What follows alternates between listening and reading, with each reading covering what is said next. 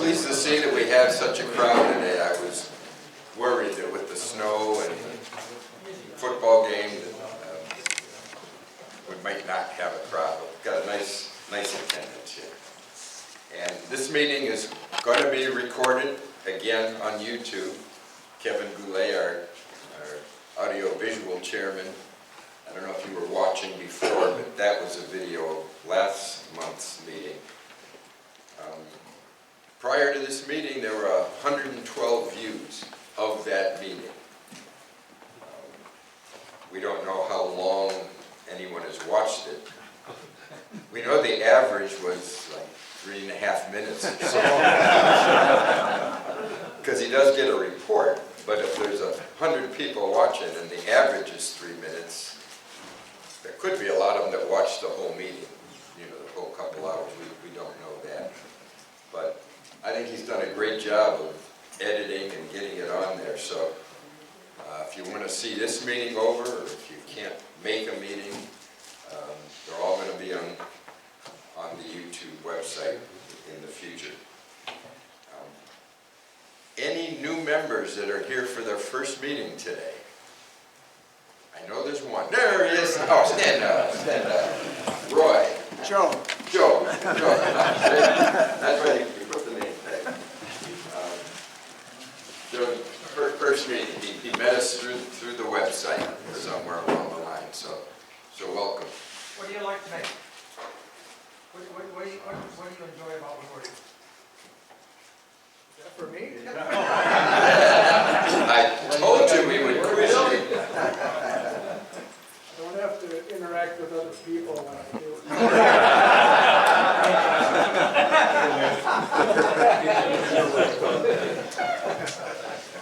So what do you like to do? Do you have a specialty or? No specialty. Well, you'll see a lot of things here, a lot of different things. So welcome. Any guests that are just here just to check us out? Alrighty. Neighbor of Birds, right? That's right. Okay. I told him he's got a good mentor there with Bird. What is it that you like to make? Still trying to figure that out.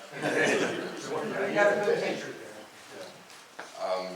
Just a little ahead, our next meeting in March, Rockler Novi will be with us. They were supposed to be today, and they had to cancel out. So Larry Last has graciously filled in for us. So we'll be seeing Larry. Speaking of Rockler, you probably are starting to find out now that Woodcraft Canton is closing their doors. I know some of the folks were saying they'd already been out there for the sale, and there's not much left there already. I'm getting confirmations here. So those of us that are on the east side, near Sterling Heights, we've got the Woodcraft there. But that's too bad to see them go. Particularly because we had Woodcraft here back in October, and the fellow that did the presentation, the manager, was excited about coming here again and maybe taking over that store, but that fell through again. So I feel badly for him. But that's March. That's our next meeting. You can go onto our website and you'll see all of the meetings lined up for the year, if you're interested. Do you know is Rockler a franchise, or is that Yes. corporate owned? Those are franchises? Woodcraft and Rockler are franchises. They're all over. I guess is Woodcraft nationwide, or is? Yes. Mm-hmm. Yes. Okay, as is Rockler. And I know the Woodcrafts were owned, the one owner owned half a dozen in the area. Maybe he's selling. No, it's His son bought 2 of them. I'm wondering if it's the same, his son, the one that bought the one in Canton, and that's the one that's Closing. Yeah. I don't know. It's a lease issue. The strip that they're in, half of the stores are empty now. So there's, when I talked to Brian a week ago, he said, yeah, it's a lease issue. Okay, they raised the rates and, Will they open somewhere else? or- No. They probably do a lot of the business online too, Yeah. which is very hard to compete against Amazon, I'm sure they found. yeah, it probably did. And I think the bank wanted him to put up more money than he was willing to put up to. So the bank kind of said, only if this, I'll only lend you this much money, not that. And so that was part of it. I think Brian had the money for the franchise, but then they come back and said, no, you gotta have another Yeah, chunk of money for what if, yeah, exactly. and that's what, Oh, and the bank said that rather than the national. Yeah, it seemed to be the bank is what I understood. yeah. Okay, it's another announcement. Ben brought us some flyers of the Metro Carvers show, their 43rd annual wood carving show. I sent this out in an email to you all a while back, but he brought the flyer in. It's at the Packard Proving Grounds near the end of March. A fantastic show. I know we don't talk about the carvers much, but they do know how to put on a show. It's a couple-day event. Hundreds and hundreds and hundreds of the carvers are there, the things on display. I went to one, you got tools for sale, carvings for sale, all kinds of carving going on there. So you might pick up a flyer if you might be interested. So there's that. Why don't we do our tool raffle, Ed? Ed has always come up with some neat-looking tools. These are the tools here, not those things. Yeah, pick up anyone. Pick up anyone. So, pick up your names. Come up and you can pick anyone. You ready?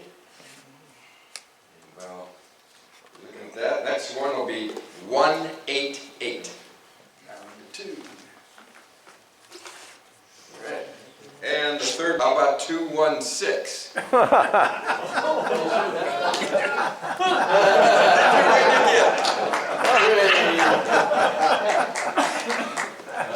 You mind my tickets next month for me? Yeah. No, I said nice try. That's a good, thank you. Well, I should take a rest. I said last week that the last meeting that we might fill a little bit of time, particularly during the social hour, of having some little show and tells. So I did bring a couple things out there, a little Comico project I did, and a small parts sled that I had made. I think probably most of you have seen that, so I won't take any more time there. But feel free to do that, to bring something to a meeting. Just want to show it and talk about it. And a fellow non-member contacted me last week via the website that he had this jigsaw that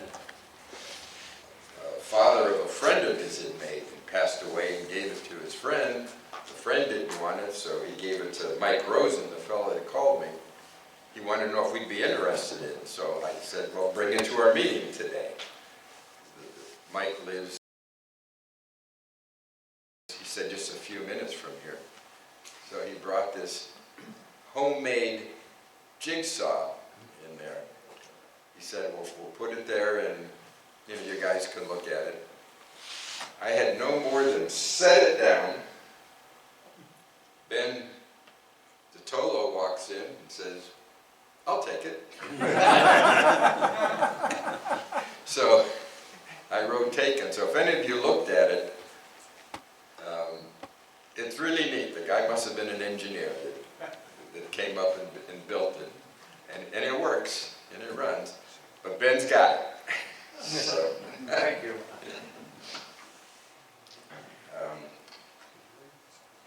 Then I also said we'd have a quick question and answer period. I'd like to try to get one started. So I asked if anyone might think of anything they wanted to ask about or talk about. I see the orange hat and go up. Did you have a question you'd like to ask? Yes, has anybody bought the online 16,000 Oh, God. plans?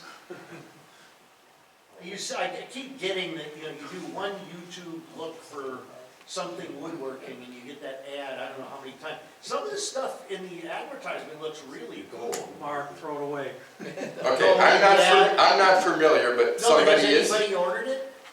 No, but I've read and read and read more about that guy, and most of that stuff is stuff that he's stolen and poor copies, public domain. Okay. And any of the forums, Woodworking Guild, Woodworkers Web, Fine Book, if he keeps going in, creating a new ID, puts his ad out there, and they keep throwing them out. But it's just been labeled as a scam. Okay, that's one I hadn't even seen. Like I said, the videos of the projects look pretty It does, yeah. cool. It's pretty inexpensive too, from what I remember. Well, the thing is, he's selling it for $69.99. Normally it's $350. You know, Right, so he's probably just. But Yeah, yeah. it's nice to have everything together, you know? We don't If have to dig it's- into if it- magazines. I would spend $70 if it's what he says it Yeah, is. yeah. Because plans for a couple of those things would be worth it. Right. I suggest you buy it and you can talk about it. And if it fails, we'll each throw in $1. Okay. I have a topic myself, a question that I'd like to bring up. A lot of you have thickness planers, I'm sure. Has anyone used a sled or made a sled for the thickness planer to work on an uneven board? Hands up if you tried it. Okay. And I've done that too, and it works. And I've watched videos, YouTube videos of building it. And there's all kinds of ways, once you put your board on that you're going to plane, for shimming up to get it so it's stable, so you can run the pass through. And they all have a stop on the board. Some people put the stop on the board as you're feeding your sled through. The stop is on the in-feed side. Other people have the stop on the back side as you're feeding it. Can anybody positively say which they think is the correct way? Fred? I wonder if it doesn't depend on the planer itself, which direction it turns. Well, Yeah. So good. I wonder myself. a DW 735 Yes. would want to kick that board forward, not backwards. The DW 735, which many of us have. Okay, the blade is Grab. coming from the bottom, right? Coming from the bottom, and It's coming from The blade's on the blades on top. the blade is on top, but then comes around. So when it's doing the cutting, it's facing, You're right. correct? It's coming back. It's facing, Yeah, okay, so the blade's facing that way. I'm wrong, it would come Okay. back. The rollers are trying to feed the wood forward. So where should that stop be? On the front side or on the back side? Jim? I wedge all four sides and I put hot glue around it. Never had a problem. And I suspect you wouldn't, because you're wedged completely.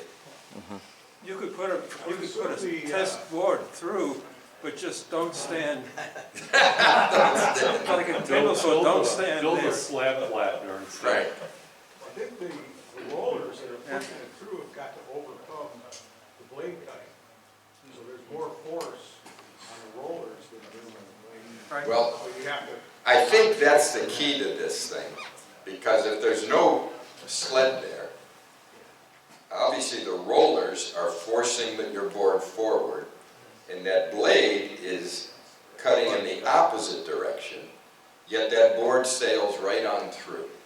So the rollers have much more force But much, than the blade. but much slower velocity. Oh, for sure, yes, for sure, but they've got the force. So that suggests On the back. that you don't need the, well, I'm confused. But the rollers are smooth, are they smooth or? They're rubber, yeah. I've got an old Delta, my drive rolls on top, and it's like got grooves in it. If you don't cut enough wood off, you got grooves in your wood. Right. So, and my blade is rotating, coming towards me as it hits the wood. So I would probably put it on the, Then maybe they're different, maybe planers are different. Well, I've seen the YouTube videos, one guy has it on front and says, too many of you are putting it on the back, that's wrong. And others are saying, too many of you are putting on the back and that's wrong, it should be on the front. So, Well, it's the same board, you just flip it one way or the other. Put it all the way around. so no one's gonna give me the answer today. For your assignment, somebody.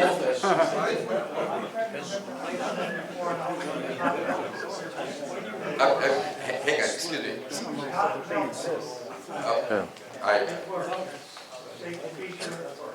And that's the way I've done it too. But- But it sure would be nice, and these guys all said, you don't need the hot glue anymore, you just use this clamp. But I can't tell which is the right way to do it. But Jerry, when you build your sled, you can try it both ways, the same board, just put, you know, Well, I'm Run gonna be away. honest, I have. And it hasn't kicked it back at me, yeah. but Well, and you're still gonna get sniped with the sled. snipe's another issue. Yeah. All right, well, I'm not satisfied that someone can't positively tell me, but that's interesting. I think this is worthwhile, bring up a question and maybe get a lot of opinions. But some machines have the cutter on top, some have it on the bottom. It might make a difference. Well, all right. Okay, for presentation today, we got 2 items. Larry's going to give the main talk on building windows. But Ed Stuckey has offered to give us a little mini show and tell of some of the tools that he has created for his pattern making. Last month we had Cliff Duran talking about antique tools, and he mentioned some homemade tools. And I guess that inspired Ed to talk about some of the homemade tools that he's made. So Ed asked if he could present some of his things. I said, we'll do it, and then Larry will be ready to tell us how to make windows. So, Ed.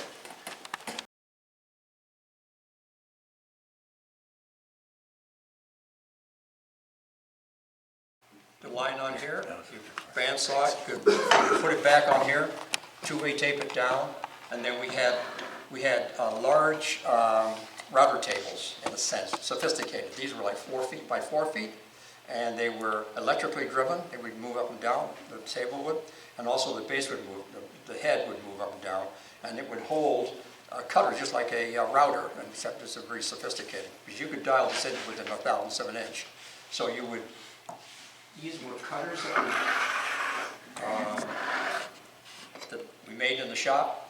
So this is the cutters here. Here you mount that in the table.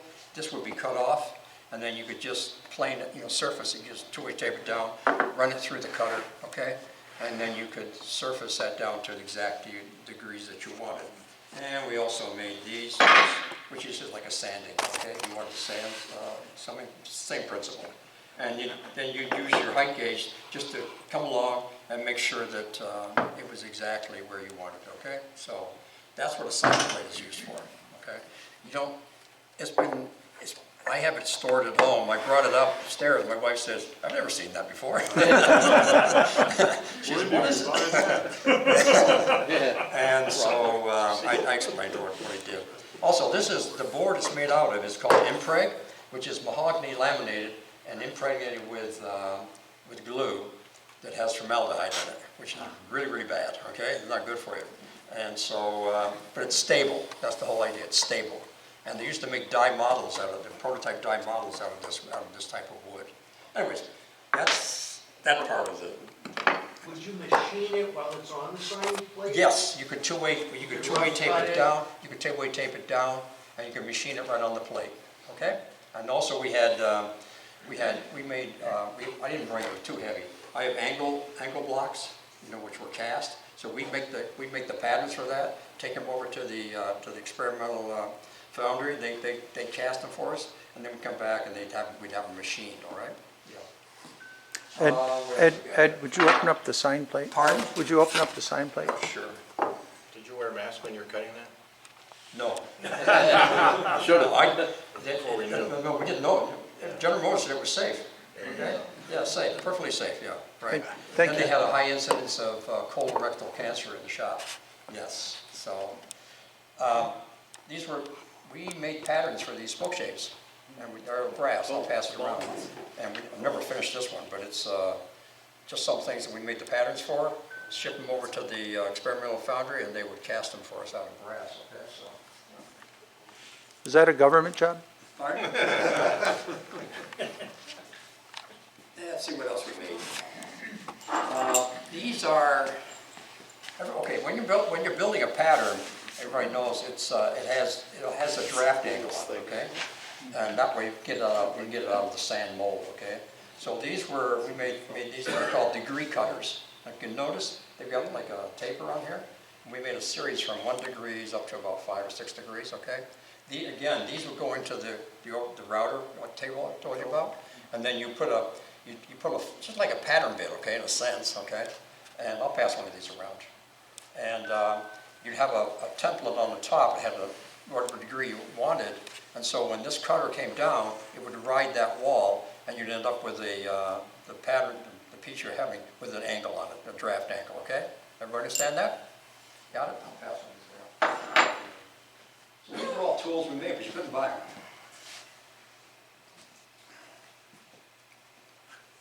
Let's see what else we made. Okay, we made our own chisels out of this. I'll pass this. This is just 2 pieces.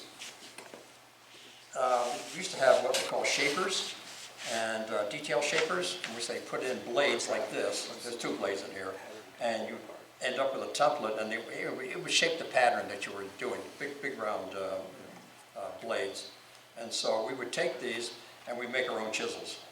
So we take the blades, the shaper stock, and then we make the crankcase, this part here, and then we silver solder this onto the blade. Make your own handles, okay?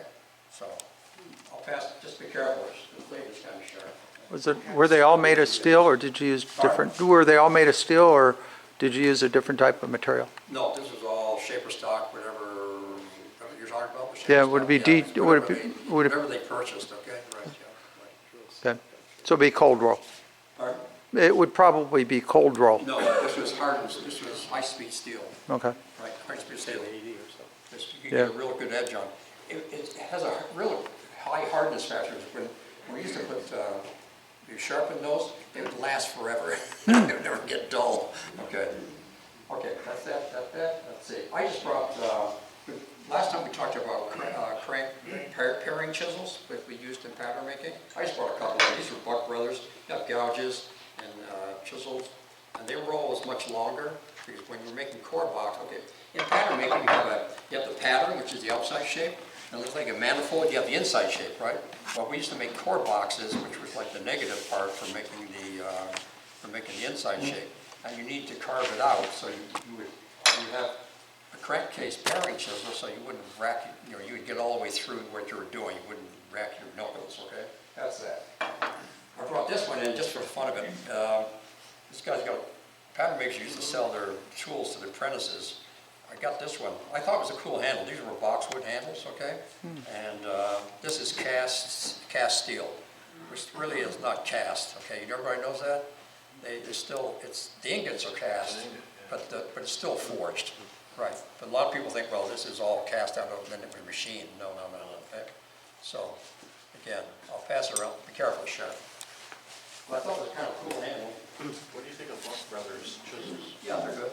Of course, the old ones are better, probably. You know, I got these back in the '60s. And they were probably about maybe $10 a piece. I don't know. Okay, this is an interesting ruler. This is a shrink ruler. In other words, this is not 12 inches. This is 12 1/8. And every pattern had shrinkage added to expansion. You know, like cast iron had every 12 inches, it'd be 1/8 of an inch bigger, okay? And the reason for that is when they cast the piece you're doing out of cast iron, it would come out, when it came out of the mold, it would shrink down to size. So all the patterns had shrink in them, so what was built oversized. Right? So this is, I'll pass this around. So they made scales that were shrink. Okay? You just don't want to grab this when you're working on your furniture. I wonder why your dimensions aren't quite correct. And it says on there, it'll say 1/8 shrink on this. Right? Yeah. Okay, somebody asked about these. They thought they were kind of like gauges. They're not. When you're building a pattern, any pattern, where you have two intersecting surfaces, you never have a sharp corner, okay? Because it becomes a stress point in the casting. So when you're building the patterns, these were used, they call fillet balls. And so either the fillets were made out of leather, which back in the early 1900s were made out of leather. Later on, they were made out of wax. And then we had other materials, resins that we put in there.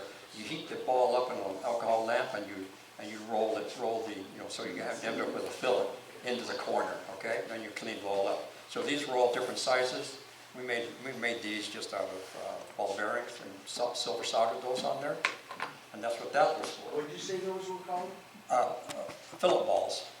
So a fillet is around us on the outside, on the top, and the fillet is on the bottom, right? Fillet balls, right? We made them all different sizes. Was that unique to the industry? Yes. Yes, that unique to pattern making, right? Yes. Well, Although probably in plastics, so you probably do the same thing. it's common to pattern making. It's common to casting. Casting, Yeah. casting. If you have a square corner, it'll break. Yeah, Yeah, right, no, I'm exactly, saying- stress I'm saying- point, right. I'm saying this tool itself. You couldn't buy these. You couldn't buy them? No, the guys we made them. You said you could or couldn't? You could not. Yeah, okay. No. It wasn't like going to Rockford and saying, give me a set of these, looking at you real weird. Anyways, so I just brought some things in. We also made our own sweeps, okay? We made those pattern, and then we just shape them. And let's see, I think that was, we got some old, these are old pattern making books. What year was it published? 1916. Is that when you A started? little bit before my time. But these are more like exercise books. So I don't know if you know, how many people were born in Detroit? Everybody remember Chadsey High School? Yeah. The name anyways? Yeah. Well, a lot of high schools in Detroit at that time offered pattern making classes to high school students, okay? So interesting, this book here came out of Chadsey High School. Yeah, I thought it was kind of cool, you know? And it's just an exercise book. It's how, you go through and you build this, you build that, right? I thought it was interesting. Anyways. Any questions? Yes? What version is your machinery's handbook? Yeah. 1915? I don't know, no, this one's a little bit, no, these books were 1916, 1945. But that's a newer one, or old one. Machinist Let's handbook. see. Old one's It says the 8th edition, whatever that means. Well, I'll find out. I think you said 1945. 1945. 45? Yeah. Right. New ones are green, I think. aren't Are they? Yeah, pretty Yeah. sure. Anyways. New ones are online. Well, you don't have the book anymore? No. So any more questions? That's a little introduction to pattern making, okay? Oh, I had a question. The chisel that's going around had the octagonal handle. It had the same name on 7 sides. Yes. On the 8th side, it was a different, an additional name. Yes, owned by pattern makers at some point in time. Burke had Yeah. it belonging. So the last name would have been added later, or what? Why? No, whoever owned it would stamp their name on there. So Burke's, I knew him personally, okay? Oh, okay. He owned the chisel, he put it, you didn't want to lose your stuff, okay? So if somebody came along and tried to swipe your chisel, you know. His name then, Burke, was on Most of it. 6. Yeah, I don't know why he put him on 6, I have no idea. Well, yeah, and then the 8th had some other name. Was that a There's later? another name, that was previously owned before he got it. Ah, okay. So a lot of these, remember, pattern makers were from the 1800s, 1900s, so as they retired, apprentices coming up would buy the pattern tools from the person who was retiring.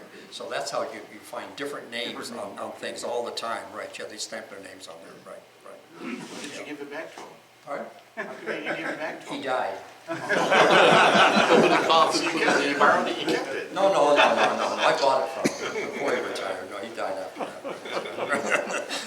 All right. Okay? Okay, Ed, thank you. All right.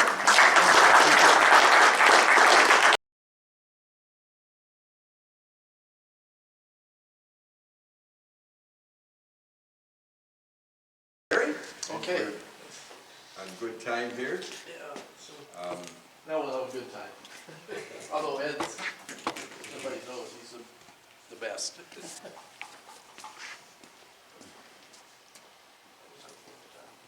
Okay. So most of you know Larry.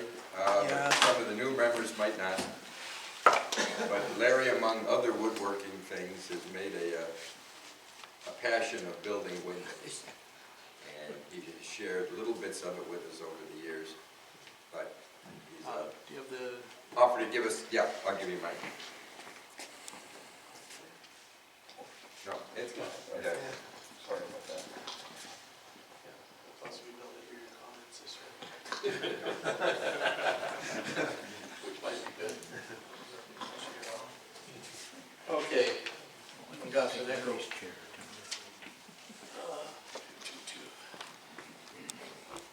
Okay, so you want to, how are we going to do this? You want to put the presentation up there? Or would be easiest way? Whenever you want it. Yeah, go ahead. I've made kind of a PowerPoint, which is a PDF, you know, but nonetheless, that way I won't forget too much. I just called it Making Traditional Wooden Windows. They still make wooden windows, but they're made from aluminum, you know, every other product type of thing. Where do I aim this over here? Yes. Kevin, you'll have to. No, it doesn't, oops, hit it again, I think we both hit it. I think it worked when you did it. Oh, okay. Yeah. Maybe it's the other way.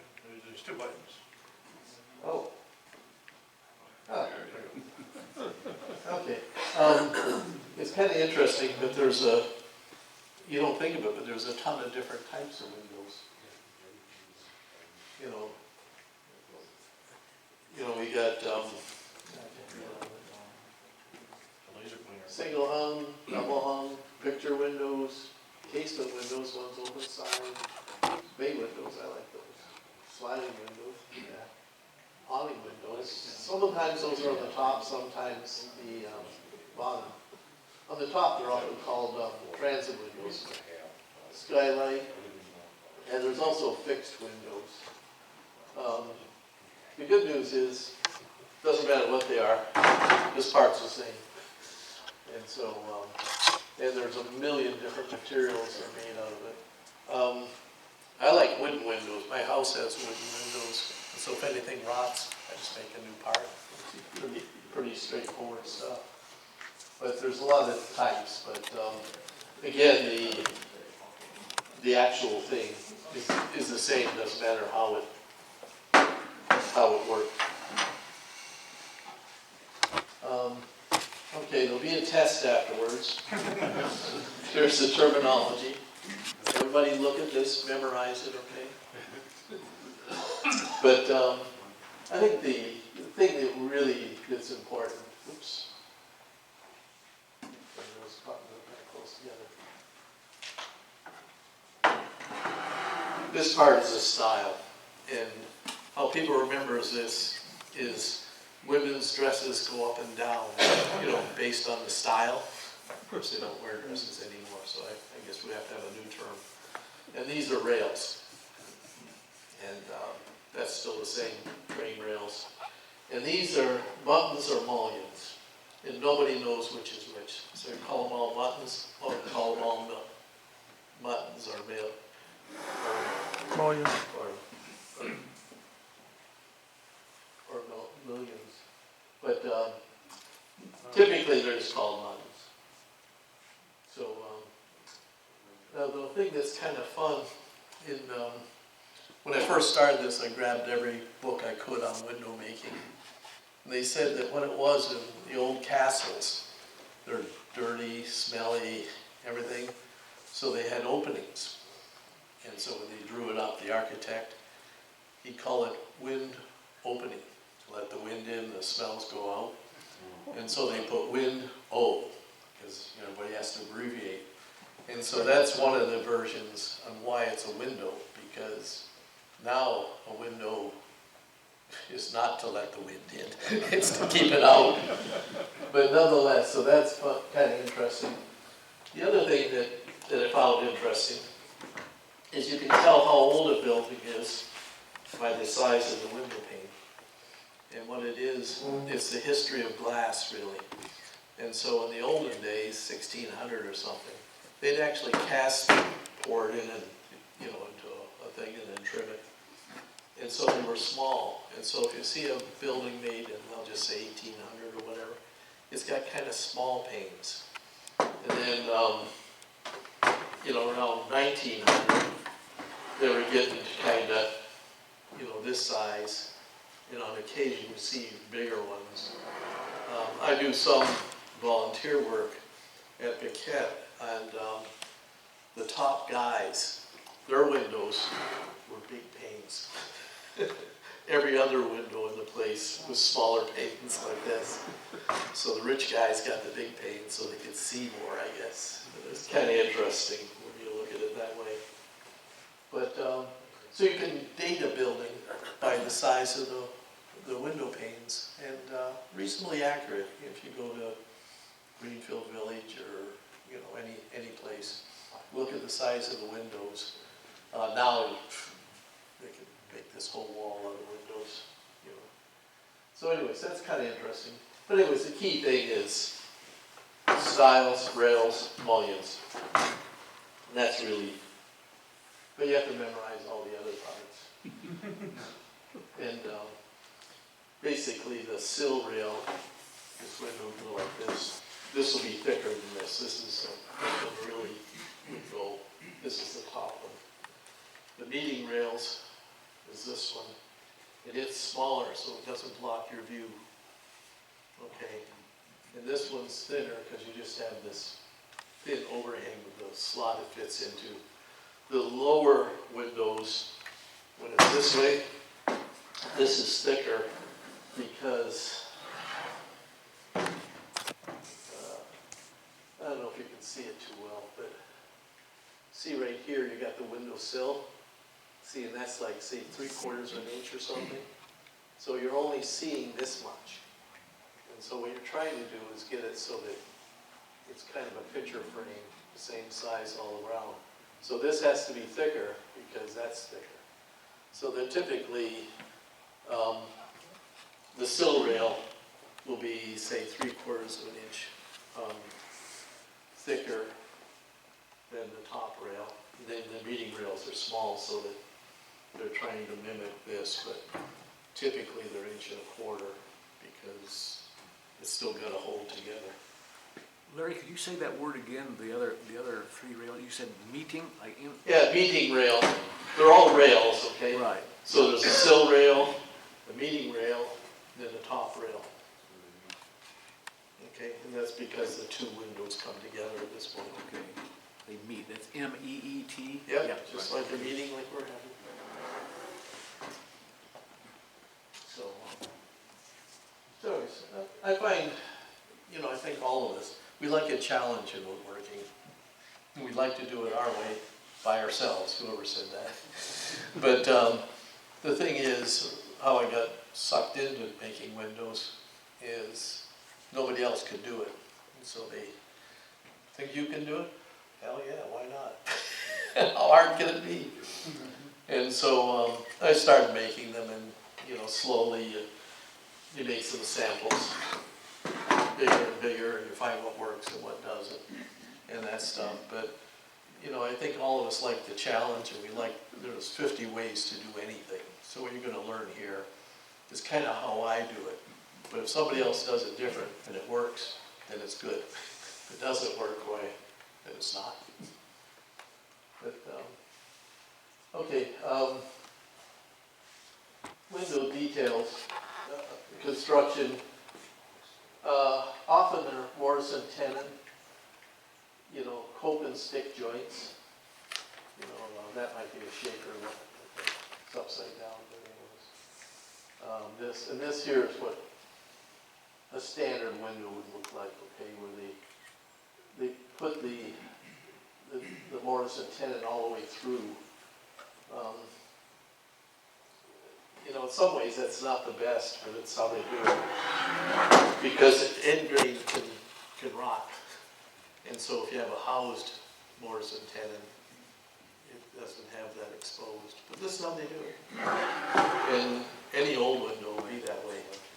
And so it obviously works. I mean, it goes for a long, long time. But those are the standard ways.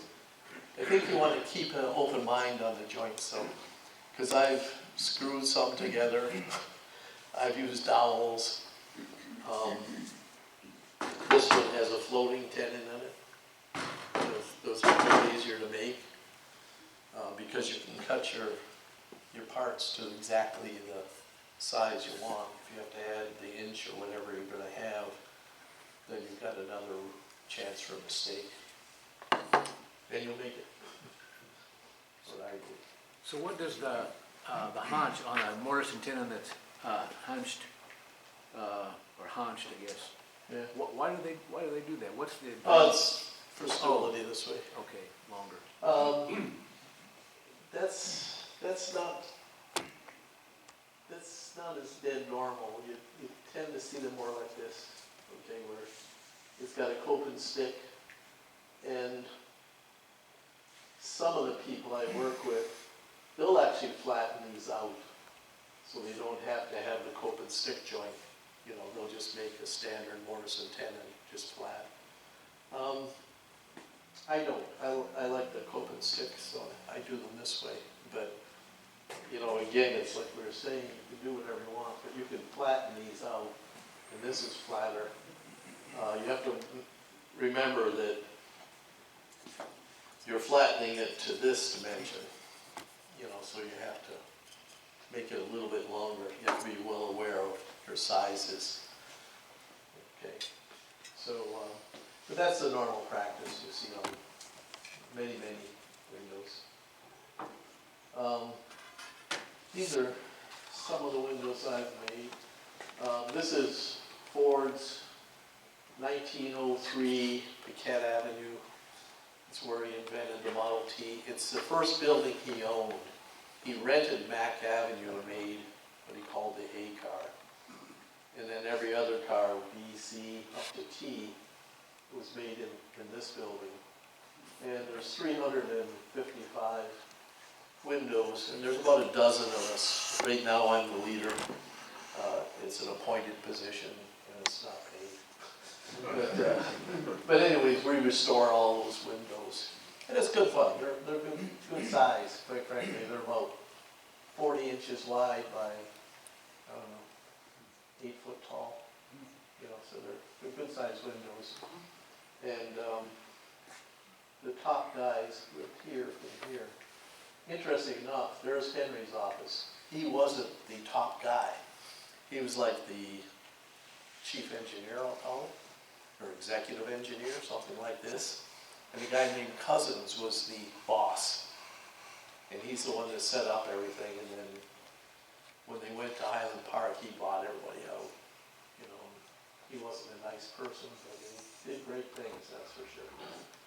But, you know, here's storm windows that I made for a person in Northville that lives in the historic district, and they have to have historic windows in the historic, can't have aluminum or any of that modern stuff, so they were kind of fun. This is probably the biggest window I've made. This is 5 foot by, I don't know, 4 foot, but it's right there and there.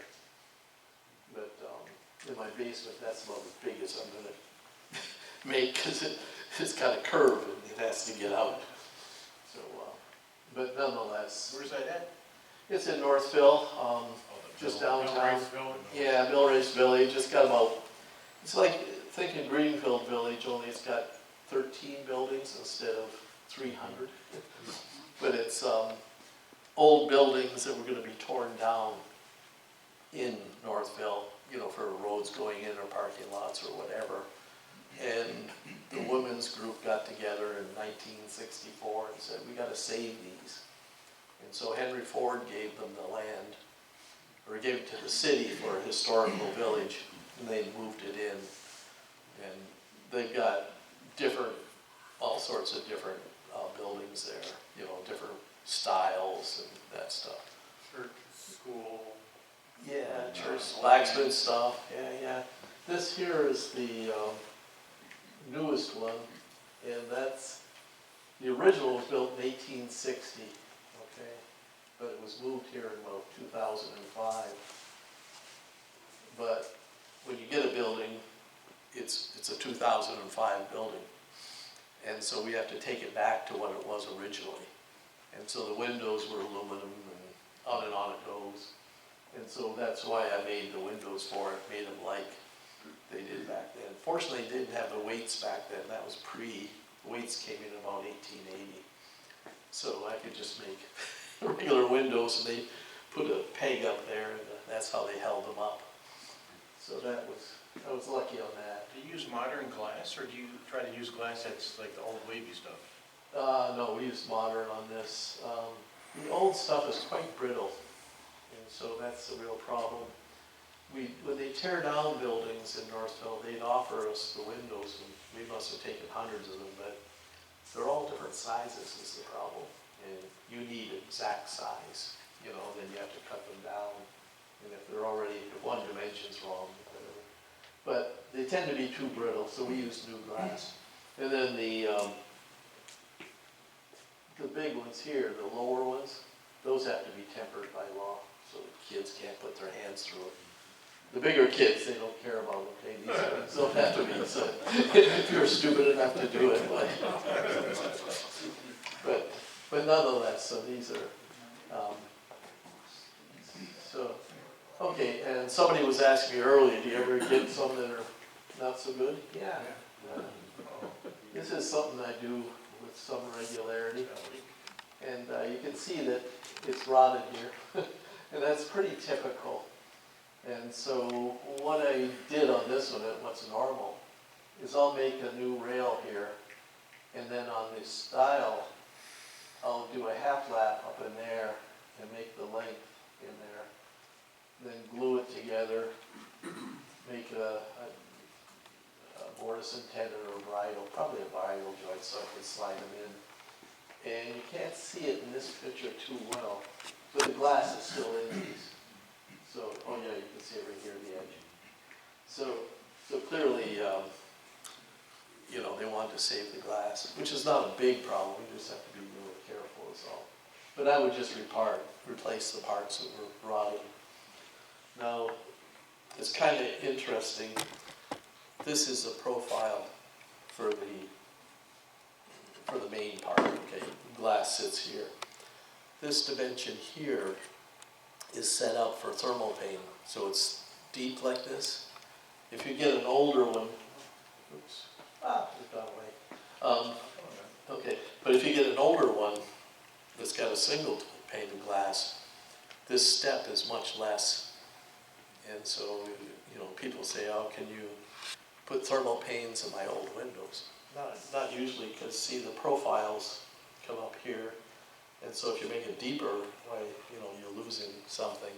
So, it's kind of interesting how it's changed over the years, but I don't know, they just didn't make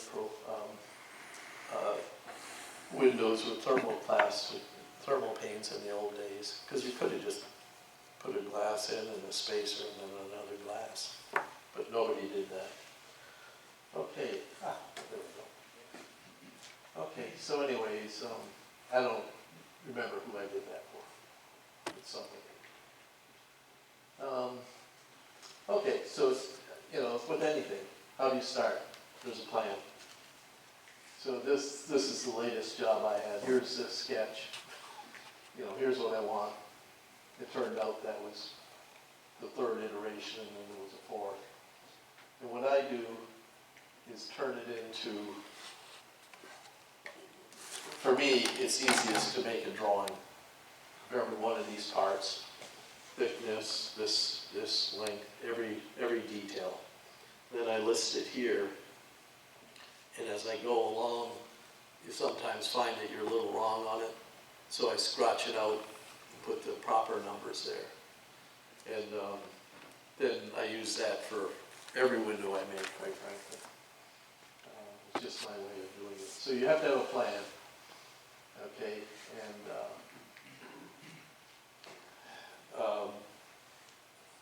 for all the windows I make, almost, I use these bits.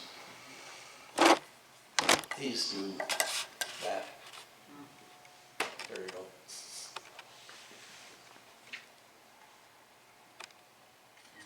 Okay, that's the main part.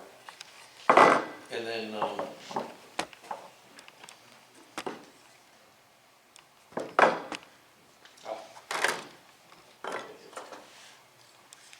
this does the end. Okay, they call these a cope and stick joint.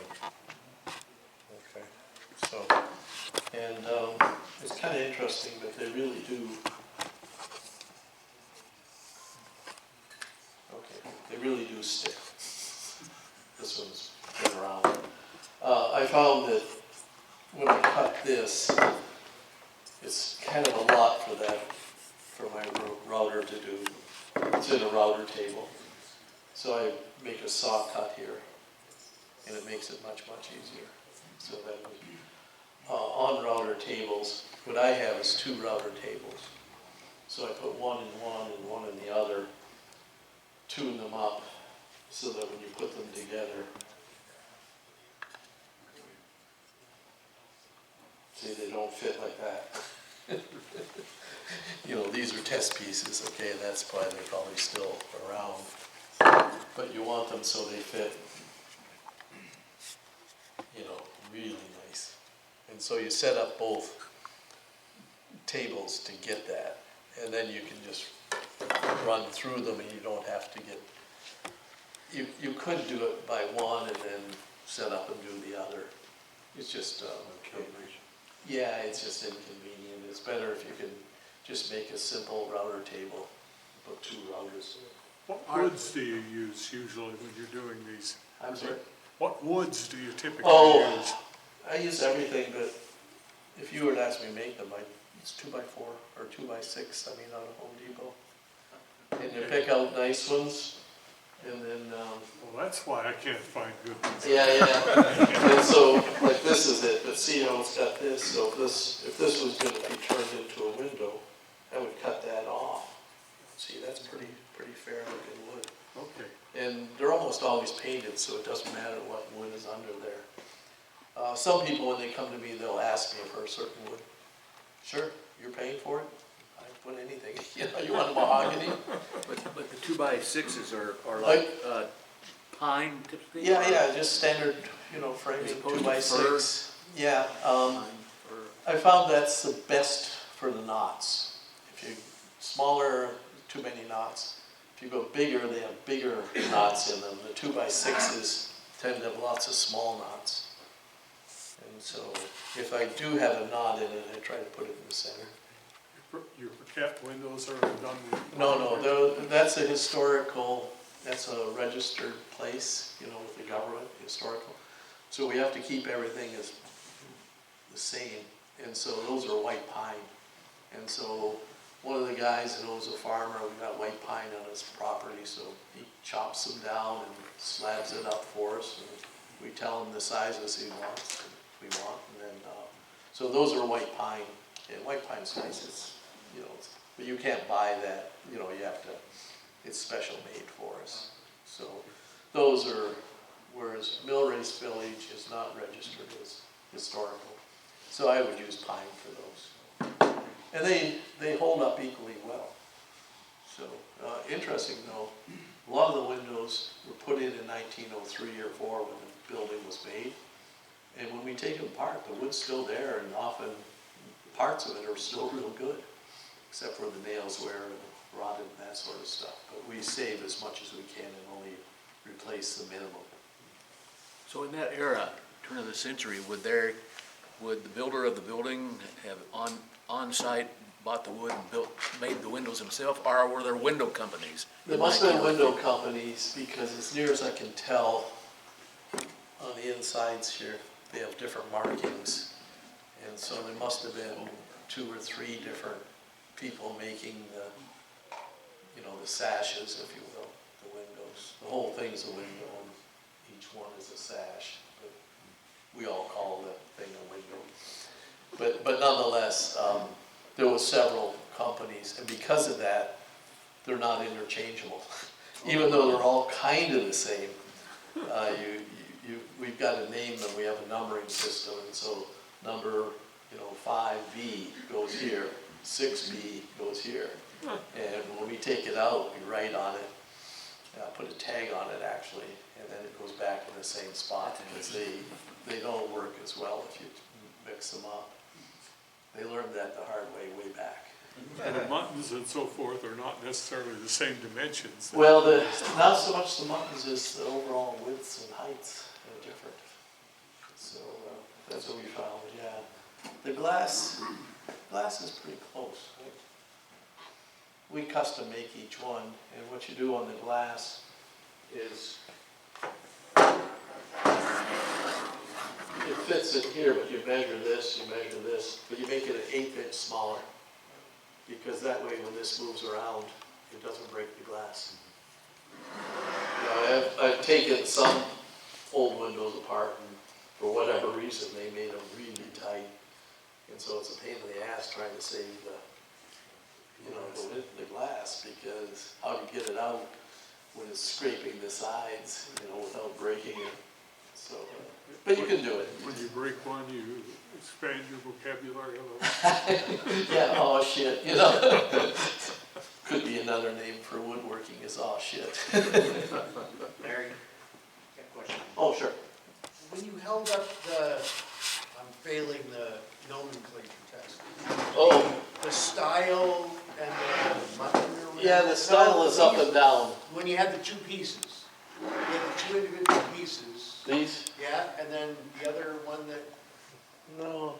a style, you held them together, I didn't see the stick. Oh, as okay. opposed to- Yeah, how they stick. I don't see right here. See? Kevin, Okay, is there from here I couldn't see, is it? Oh, here, Dave will show you. They're perfect. The mortise and tenon or whatever you. This is a cope and stick. Okay, and okay, I see it now. Yeah. They fit, it's the negative, okay? This is like the positive. Yeah, I couldn't. This see is the negative negative. on it. Okay. And so they fit really nice. Okay. That's what the router I bits can see do. it on the other end. Yeah. Is that just glued then? What I do, yes, I glue to answer your question directly. But what I do is put a finish nail in here, just a small one, Brad, and then cut the head off. And then, what I have a line here where I want them to measure. I spend a lot of time making sure I get that right. But then I just put them together. I glue them, but I just put them together. And see, they can't go up and down because they can go this way. So you glue them, put the nail in. Once the glass is in there, it can't go anywhere because the glass holds it from going up and down. How can it go forward and back? So you can slide. Oh, I thought that was like the mortise and tenon only in the. Mortise and tenon, you know, is that, right? So, some people,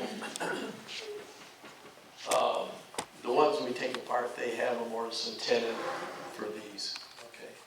I'm too lazy for that.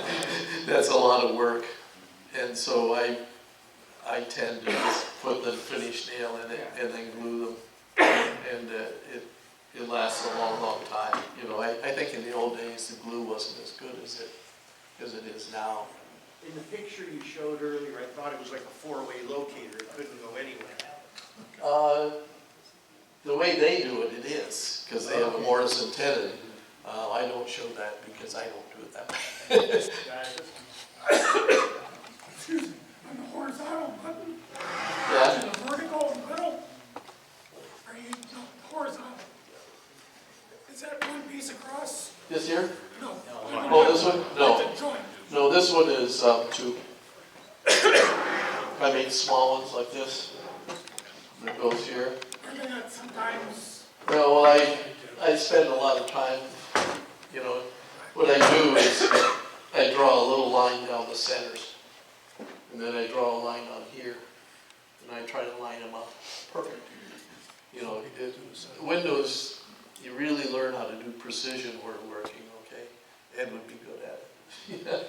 It's magic stuff, but, you know, the thing is, in engineering we call it tolerances accumulate, but if each one is a little bit small, the whole thing's going to be a 1/4 inch. Now what do? Make another one. So you really want to get them as precision as you can. And so, plus, this dimension has to be that dimension, or these won't, you know, they'll be sitting in space. So that's the one thing you really have to do, is be really careful on your, you know, the lengths of everything. If it's too big, you could probably just shave it down, not a big deal. What I do in the styles often is I'll make this exactly 1 inch too big. And that way, if I'm off this way just a little bit, I just trim it. 1/8 inch up and down doesn't matter that much. These are the bits I use. Do these come in sets? Yeah, they come in sets. Called cope and stick? There's called window. I don't know what they're called. You get those at Rockland? Believe it or not, I got these way back when we used to have the woodworking shows here 100 years ago. You know, to show how backwards I am. I bought these before I knew how to make a window. I knew I could do it, so I thought, well, hell, first thing I need is this, right? Then I got a bunch of books and started reading and did some practicing and, you know, this sort of stuff. But I started actually, I think a smarter person would have started with the books from the library, because it's free. and nonetheless would have done it that way. But I started with these, and that's where I got them. They were, I think they're about $100 now, that's all. They're not horribly expensive. I've had these sharpened a couple times though, because they've done a lot of work, and they still look pretty good. So, anyways, you can see the joint that it, you know, that's the cope. Well, it's often called a cope and stick, but there's the positive and this is the negative. That's the way to look at it. Yeah, okay, I think I already mentioned this about, you know, this dimension here. See, the old days it was single pane, so that dimension is smaller than it is today with the thermal panes. And so, you know, the cat, we just had special, you can just go to people and they'll make whatever you want. So you just send them a piece of wood and they make the bits for you. And that's what we did there. They did it a long time ago. And it costs more. This here you get, you know, the modern thinking for thermal paint. You don't have to put thermal paints in it, but that's how it goes. But I found that interesting, kind of caught me off guard at first.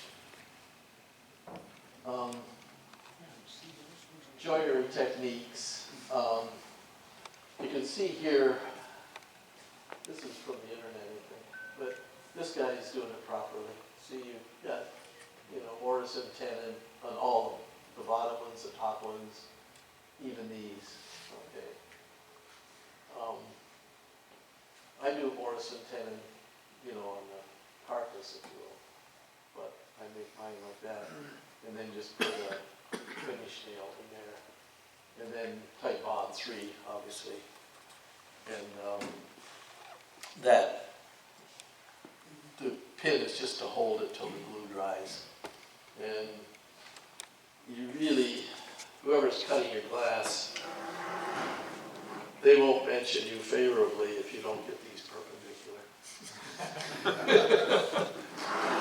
So when I first started, they didn't like me, but after I made a couple of them, I started, once I started where you first make an L, okay, you make this, let it dry, and you get this perfect, get it as good as you can.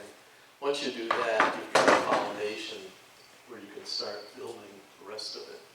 But without that, it's like a house of cards. You move this, and it's very difficult.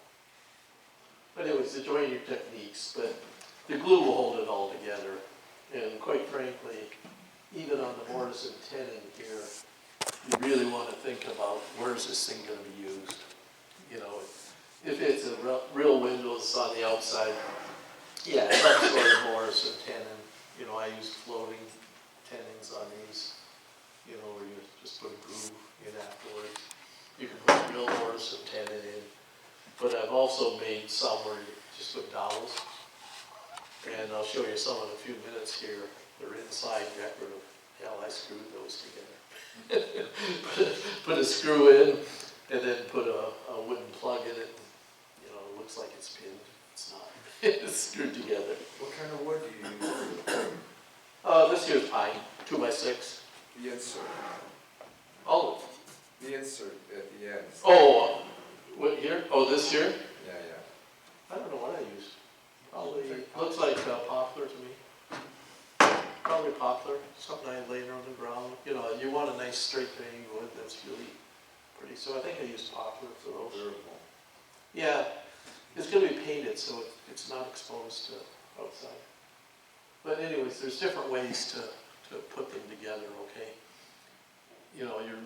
If it's a regular window like here, mortise and tenon is probably is really what you want to do. For Cap, can you use tight bond 3 to assemble them? Yeah, I mortise and tenon and then type bond 3. Now the ones at Piquette, as near as I can tell, there was no glue used on those. Of course, in the old days, glue wasn't as good as it is. And so what they did is just pin them. And I was telling somebody that the trouble is they use nails. And that's no good. That's the rusting. Yeah, because 100 years later, the nail's gone. And it's got a rain, enter here, please. And it's even worse than that. They put mortise and tenons for the muns. They put the nails here, as well as here. So they show. Well, they're on the weather side. They're on the outside. If at least they put it on the inside, we would have had a fighting chance. And so those tend to rot from the middle, so you don't see it on the outside. You say, oh, that's just a little piece, and then the more you look, the bigger it gets. And so with those, we try to keep it as original as we can. And so what I've got them doing right now is we route out cavities and then, insert a part and then make it too tall. And I make them so they have to be hammered in and glued in as well. And then take my hand plane. They always pick on me because I love the hand tools. And then smooth them right off. And you can't tell when it's done. It's really nice. But we try to... Got a question on your glazing. Years back, they just used putty set. Are you doing the same thing, or are you using wooden stops? For your glazing, your glass. Well, the glass is new, okay, from Guardian Industries. You just put putty over it? No, we do real glazing. Huh? We use real glazing, what you do is you put about an 1/8 inch. That's what I'm asking. Yeah. That's what you're doing, okay. Yeah, we put about an 1/8 inch there. Just Then you put your glazing points, Yeah, and then you put another one in. okay. And then your idea is that the glazing on this side should be the thickness of that. Right. So you don't see it. But yeah, we use traditional glazing. It's not hard to do. I mean, everybody acts like it's hard, but I guess once you've done a few hundred, you know, you. Hey there, have you ever made windows that you use the weights and the ropes? Yeah, many. Yeah, the Achilles heel is the ropes rot. Yes. And Tell me so- about it. Yeah, and so what we do anymore is the top of them, they don't open anymore. We take the weight right off, Yeah. and then we put a block of wood there so they can't move. Because if they're not careful on the weights, you know, with vibration from the earth, the windows will move on you. Well, that's okay if you happen to see it, but if not, you've got, you know, nice cold winter weather coming in. So the lower ones got the weights on them, but not the uppers anymore. Although the pulley's there and the cavity's there, we save the weights, they're just dumb cast iron. Well, they used to make, when the ropes rotted, replaced the whole thing, they made boards that had steps on them. Yeah. Okay, so you put that, you Yeah, lift the window. we've got an opening, Just to yeah, keep in the wind bottom, out. Yeah. and it's got a screw in it and then a step, and you pull them out and you can get at Yeah, it. right.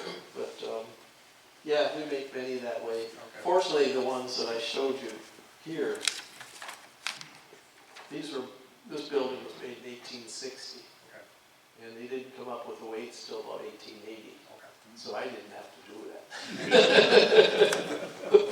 So I was happy about that. Okay, go back to our presentation. Okay. I think we talked already a little bit about this, but I use 2 router tables. And these may look homemade, but they're Rockler specials, I guess. No, I just make my own router tables. It's just as easy. And, but this is one of them, and this is the other, okay? And this is just showing where anymore I make them just a little bit tall. This one is 38 inches tall, I guess. And then that's an inch, it's hard to believe. And the X, of course, tells you cut on this side. And they came out exactly, these ones. But sometimes they're 1/8 inch either side. The up and down doesn't matter that much. You know, so Or you make more than one pass or just one pass? When you cut one pass. one pass? Yeah, what I do, well, 2 really. I mean, I make one and it's perfect, and then I make one more. But what I do is this is a lot for my router bit, so I take a saw kerf and cut it, you know, and I find that it makes it a lot easier for the bits to run through it, and they don't get as dull so quickly. But no, I go through it once, and they're really good, but in case I moved or anything, I go through it a second time. Because you want to be careful, because when you're set up and you're doing it, you want them all the same. And if you come back a week later, who knows what moved. So anyway, yeah, this here it's funny, I was watching on YouTube how to do them. I think I should learn this now, right? And when you're doing, you know, the stiles of rails, big pieces, no problem. You run it through twice, got it. Really good. Okay, now I'm making the volumes. So you say, okay, and the guy's going like this, through here, and let's go, and pulls it through, and you're saying, oh my God, you're scaring me. What I made is another high dollar jig. You know, yours would be so much better, but for Ken, he would make it perfect. But what I do is,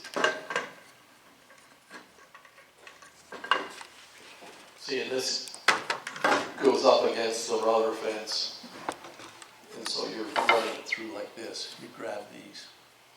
And of course I put 1, do this first, 2, do this. And then you take, usually I'll make these longer, but you put that in there. That's bad. I shouldn't have brought that. But anyways, and see now, it's got to stop here. You know, and I'm pushing this up against my fence and the router, and you're just going through like this, okay? Your hands are that far away, you know, it says be there. But yeah, on the thing, he's going like, okay. You know, that's gonna end poorly at some point. So this here is a key jig, you know, it's simple to make. And if you make any windows, make that. You know, you just take this, well, you take the other, this one here, run it through, okay. And then when you cut the one side, just stuff it in there, up against that, run this through. And, but it's really, if you guys do make windows, make that. It's just too scary in other way. I know you're hanging onto the board and it catches that board and catches your finger. Well, but not, yeah, or it's just, you know, sooner or later, because you're making so many parts. I think you could hold it, but you can't. Even if you can, it catches you just going through, just take your mind off. But, yeah, I talked about each dimension being really critical. This is the one thing you learn, is you have to, you know, when you say you need it, you know, this dimension, you make it as close as you can possibly do it, because if not, they don't work real well. Do you cut them to length first and then put those on them, or? Yeah, I do. You shouldn't, but a smart person would probably take the long one and then cut it. But I tend to cut all the pieces to the right length. In fact, I sucked you in on this. There they are. See, I cut them all to the right length, and then I machine them, and you can see how the joints, when you buy the set, it's great. You know, it's unbelievable how well they fit. And same with this. And you try to get the top as smooth as you can. You can use a hand plane to smooth them out or just sand it a little bit. But you really want them to be good to start with. So again, I recommend 2 router tables. What I did is just take a piece of plywood, 3/4, you know, oak, cut a big circle on the bottom so that it's only 1/4 inch thick here. And then take the base from your router, set it on there, drill the holes, you know, chamfer, etc. Put your fixed base in there. And the other thing is you want to put you know, a wall switch here. They're set up for 15 amps and they're fine. But a switch with a plug in it so you can, don't put your hand under here, just turn it on and off here. A smarter person would also have 2 so you could get your shop vac going at the same time, but I have to reach, get that going, and then turn this on. It all works, but you know, you can make your own router tables pretty simply.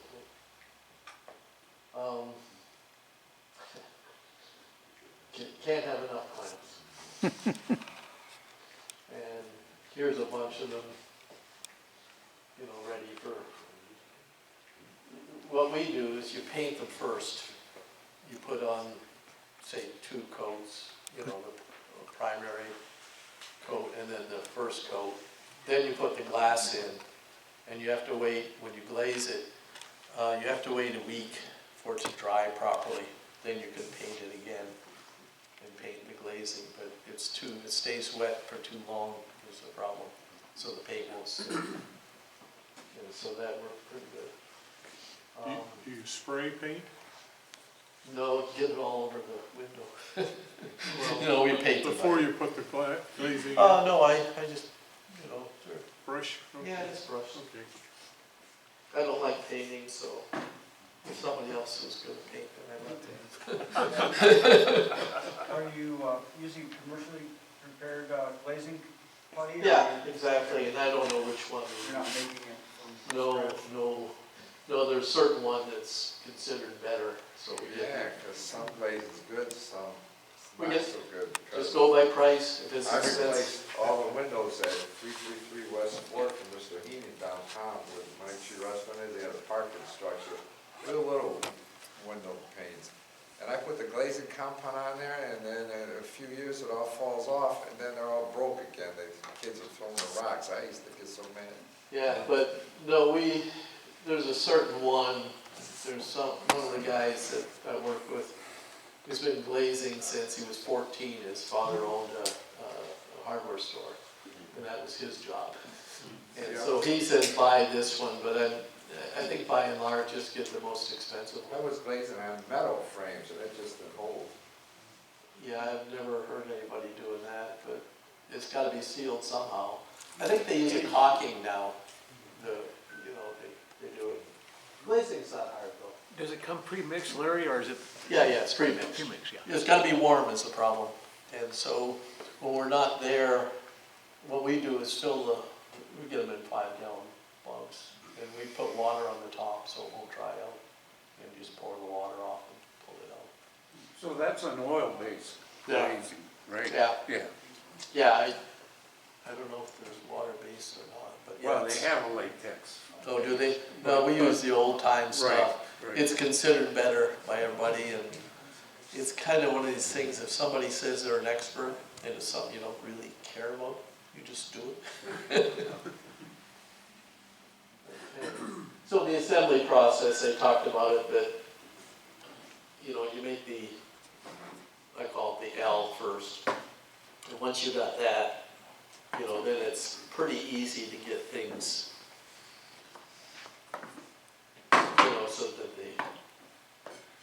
so that they work. And what I would do is, you can see here, there's a little line on it. See, that's where this would go, and this here would have a line right in the middle.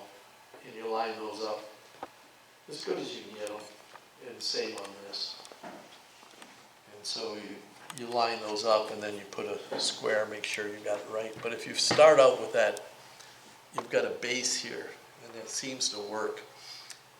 At first, I was trying to do it all at once, and, and especially the center parts would never work. It's just too much, and with the Type On 3, what do you have, a half hour? So, it's, but this is the one secret that took me a while to learn. Here's the latest one I did. Here's what they framed it. First, they just wanted this, and then they said, oh, we want some windows, so we had to put more framing and rough framing. It's for, security wall for the Mill Race Village Archives. It's in that building there, it's upstairs. So these are the windows I made. These are the ones that, I'll call them decorative, okay? But, I just screwed these together. And then put a plug in it. They're glued as well, but they're not outside or not anything. And then I didn't glaze these. I just got a quarter round, nailed it on. And then I use shellac, amber shellac on these because the lady that's in charge wanted to see the wood grain. So,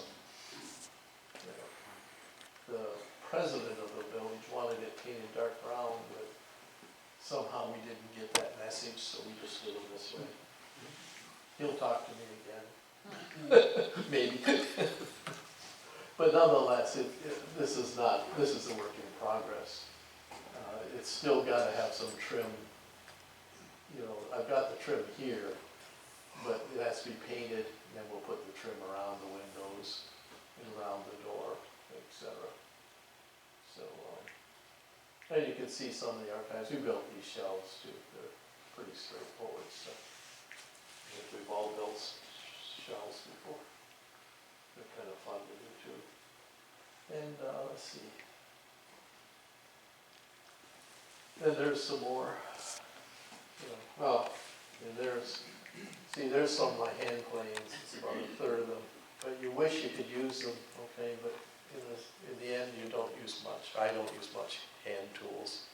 I've got the Stanley 55s and 45s and all that where you can do that. But, you know, I would still be making the first 10 if I did that. I mean, it takes forever, but it is relaxing. So I just get the tools and sharpen them and then think about using them. I don't use them.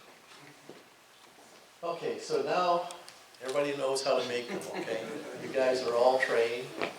Remember I told you about having a test here, so you're going to know about stiles and rails and mullions, okay, and buttons. And they're probably in this book, Machinery's Handbook. I've got a couple. Mine are green though. So that's pretty much it. Any questions? Sure. When you don't volunteer your time, what do you charge, by the job or hour when you work? I usually just work for people I know. And so you buy the materials and give me an extra $50 or something, you know, to replace my bits or get them sharpened or something. But just something, so it's a hell of a deal for people I know. If I don't know them, I just dream up a number. But I mean, I think all of us are retired and we work for money for a long time. I'm not going to get back into that. I don't work for money anymore. But I don't want to be stupid about it either. I mean, you know, I don't want to give too good of a deal. Will work for beer? Very specialized. No, a little more than beer. Like the one I did for the storm windows, I think I charged them $200 each. You know, because the glass is probably 50. So second window's free? No, we are not the factory. This is the garage deal. But yeah. How long have you been making windows? I'm sorry? How long have you been making windows? I think around 15 years or so, maybe 20 in there. But I don't know how many I've made, quite a few. Sheds, storm windows, different things. I find it just relaxing. I enjoy it. So, and where you have some parts that you can save and some parts that you can't, have you tried epoxy in that? Yeah, we did that years ago at Piquette. They were big on that. Right. And what we found is 10 years later, think of a coffee cup. It's all nice and solid. If any water gets in there, it'll sit there. Right. And it'll be damp and it'll rot. So that's where we've decided now that what we'll do is we route out, if it's just a small area, we route it out. I mean, replacing a part, that's fine. Right. But we don't use epoxy anymore because it like I say, you know, it's like a coffee cup. It just holds the water. Right. And so that we. So you found that out through Yeah, trial well, and error. everyone that's rotted, we do a root cause analysis. Right. Why did it rot? Right. And you can't be because it's old. That's not a good answer. There's a reason. Yeah, we're old. but the thing is, so we you know, the nails, okay, don't use nails. If you're going to pin it, you know, wood will last longer than an iron nail. Right, and it depends on, like you said, what side you put it on. If you put it on the exterior side. Yeah, You know. well, when I pin them, I pin right through, Right. you know, so. Use brass nails? I'm sorry? When you pin it, use brass? No, just wood. Wood will last those, well, The pins, are they brass or are they? oh, the pins, I use wood, dowels. No, the pins you used from the stiles to the rails. Yeah. The pins you use, For the Oh, those are steel. And my, it's Brad's. But my argument there is, one, it's inside, and even if it rots, the glue is holding it. It's really just to locate it till the glue dries, which I always go by an hour is when you have it's strong enough to touch and move around. In 24 hours, it's really strong, but you can sand it or something after an hour. But it's just to get so it doesn't move on you, because the glue is pretty slippery. It'll move on you.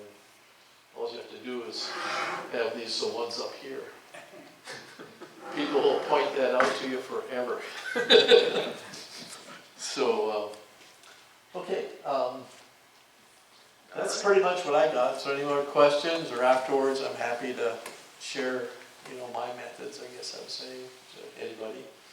And, anybody making windows. But it's good fun to make them. If you got a shed or something, like, what the hell, go for it. It's enjoyable for me. It's how I relax. I make other things, of course, but windows is probably my favorite. All right, Larry, Okay. thank you. Thank you. Okay. All right, not too bad. No, perfect, perfect. Here, you want to take this?